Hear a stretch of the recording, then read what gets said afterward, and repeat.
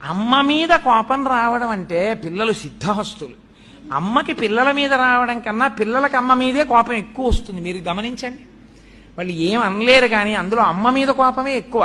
ఎందుకంటే అమ్మ కోపం తాటాకుల మంట, అప్పటికప్పుడు దెబ్బలాడుతుంది. ఎన్ని మాటలు చెప్పినా లేవవు, గబగబా తెమలవు. 8:30కి కాలేజీ బస్సు వచ్చేస్తుంది. 18 ఏళ్ళు వచ్చాయి, ఇప్పటికి జడ వేసుకోవడం రాదు, వారం తలంటి పోసుకోవు, వాసన అని ఇలా ముడుతూ ఉంటుంది. ఇలా వెనక నుంచి గబ గబ గబ గబ దువ్వి తన జుత్తులో దువ్వెన పెట్టుకుని ఆ దువ్వెన తీసి గబగబా దువ్వి జడేస్తూ ఇలా పెట్టుకుంటూ ఆ పువ్వులు పెట్టేసి, ఆ పిల్ల కోపం నాకేం అక్కర్లేదులే, కాలేజీ క్యాంటీన్లో తింటానని క్యారేజ్ సర్దుకుంటుంది.